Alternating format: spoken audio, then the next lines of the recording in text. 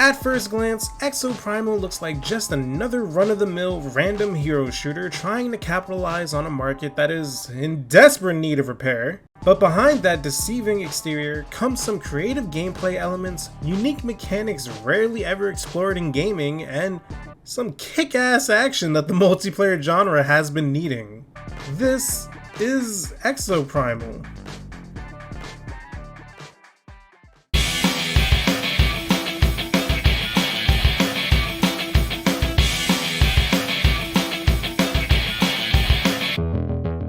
Exoprimal is a third-person PvP/PvE hero shooter developed and published by Capcom. You know, those same people that give us nothing but high-octane action with games like Street Fighter and Devil May Cry? Well, after playing Exoprimal, it's right up that alley with the rest of them. It's explosive, flashy, chaotic, loud. Nice hardware. Reckon he's a lifting, eh? Yep, it's Capcom. And though this game can be repetitive, it doesn't ever really feel boring because of how fun it is to play. Not to mention that character upgrades, unlockable suits, and story elements help to persuade you to just go on for one last match. But without getting ahead of myself, one thing I feel like I really need to talk about is how creatively this game handles its story. This game is strictly multiplayer, so normally with a game like this, you'd expect its story to be handled through flashy cinematics, through hidden details in the environment, the character themselves, and in some cases, maybe even its own separate campaign. Exoprimal takes that boring way of storytelling and says, here are your cutscenes and your multiplayer, you can have your whole cake and eat it too. Dig in, I know you're hungry. All story progression is tied to you actually just playing the game, which is such a unique take on this multiplayer genre. Every time you compete in a multiplayer match, you're also working to advance in this game's story, which then gives you cutscenes as if you were playing in a normal campaign in any other game. Then, rinse and repeat. And while that does sound like it gets stale real quick, the in-game stages actually change and evolve depending on where you are in the story. Getting to a point where once simple objectives change into Prepare for battle.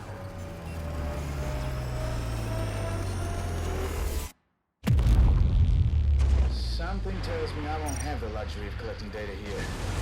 We can't afford to lose what we've pulled in so far. I'm hopping in, hard case.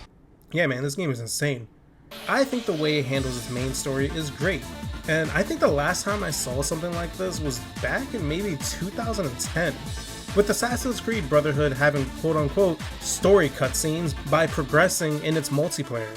Obviously it wasn't a full-fledged campaign like Exoprimal, but has happened before. Its collectible-based side story is also done well considering it's completely voiced and not just left to little notes or in-game pickups. You unlock more of these collectibles after every mission, and they just help to expand on the world you're in and get to know the main cast even more. Oh, and shout out to the voice actor who played the character getting attacked by dinosaurs. My dude.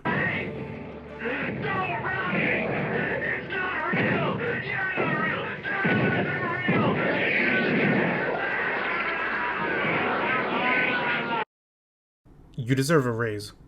I'm currently enjoying the story and definitely have a lot more matches to play before I reach its big climax, but I like it. And really couldn't praise it enough just on how unique this mechanic is. It's overall just fun and reminds me of games that came out back in the PS3, Xbox 360 era of gaming in the best way, where no one was taking themselves crazy seriously, but it was just fun. As for its gameplay, the game is nuts. There's really no other way to put it. Exoprimal blends PvE and PvP elements by having you face waves after waves of overwhelming dinos, all while competing with the teams to complete objectives faster. It ends with one final battle where usually you end up having to complete one final objective and can attack the enemy team to slow them down. All of this is great, and the exosuits themselves has to be my favorite part of this. I've played a lot of games with heroes, and this definitely feels like one of those games where your role really matters. The DPSs hurt, the tanks can eat so much damage and really truly protect their team, and without at least one healer, your team ain't going far. Without at least one of each of your role, your team feels like it's missing something. I'll admit, there were times my team was doing super well, And I figured, hey, why don't I claim the Dominator as the healer? An ability that lets you teleport to the enemy team to attack them as a dinosaur that spawns once per game. But because I was their only healer, I came back to find my team dead and struggling to survive a very simple dinosaur encounter. Again, I can't stress enough, roles are so important in this game and I fuck with that. Personally, I'm loving Witch Doctor and Barrage. Witch Doctor is your generic healer that can lay down a healing field, has a healing tether, and has a stun rod that keeps dinos stunned for your allies to finish off.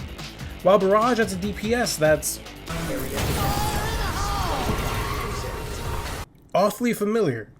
They both feel great, with my personal favorite being Witch Doctor. I usually love pure support roles in games, and considering he literally has everything I could ever want from that role, I'm way more than content. His damage is ass, but that stun is so vital to not being overwhelmed. And like mentioned earlier, with character upgrades you can enhance abilities further to make them even more busted to your taste, such as increasing the range of Witch Doctor's stun rod and getting a free cooldown just by using his dash. Every character has stuff like this to help make your exosuit just a little bit more different than everyone else's. And with individual character rewards, skins, and the ability to just change suits whenever you want, it always feels welcoming to just pick up someone else and try them out. I mentioned it earlier, but this game really gives me the vibes that is straight out of the PS3 360 era of gaming. It could be because of its gameplay, or maybe it could be its characters, or maybe its sound design. Really doesn't matter. I really mean that as a compliment. So many games nowadays feel like they have to take a cookie cutter approach and add an unnecessary hub world, free roam elements, or a million side missions to reach that AAA benchmark. Exoprimal does none of that, but it doesn't feel like a lesser product because of it. This game's focus is its gameplay, and you can tell the moment you start playing it.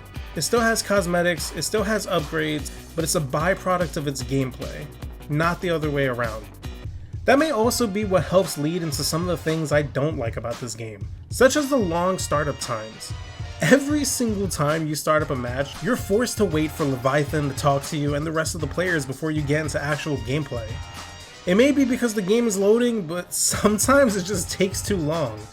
I know this game is cross-play, so that may also play a factor into it, but still. It definitely helps to serve a narrative purpose for this game's story, so I can't complain too much about it. It just feels weird having to listen to him repeat himself multiple times over and over again every time I want to just play a match. I also wish they had more in-depth character tutorials talking about the ins and outs of each characters. It's clear when someone's not comfortable in my team with the character they're playing, and that little push in the right direction could have helped go a long way in making people more willing to try out new characters. Given that this game was also made by Capcom, it's fair to say that a more in-depth tutorial like Street Fighter 6 has could have gone a long way. That tutorial is amazing and really gets you comfortable not only playing the game but understanding and playing the character. But other than that, I really can't think of anything negative about this game. I guess if nothing about what I talked about sounds interesting, then Exoprimal might not be for you. But for someone like me who is struggling to find a mindless multiplayer game to just have a good time with friends, Exoprimal is a dream come true. Its concept is great, its gameplay even better, and it sucks because I have to control myself to not just no-life this game since it's been released. And if you're not sold right now at this moment, content updates including crossover events with Street Fighter and Monster Hunter are right around the corner, alongside new stages and game modes to show that this game isn't dying anytime soon. Overall, I think Exoprimal is great. I don't think in today's day and age of gaming it will be for everyone, but if you're looking for something quick and fun to play with your group of friends and haven't found something in a while, look no further than the game that drops 1,500 raptors on you and says, hey, good luck.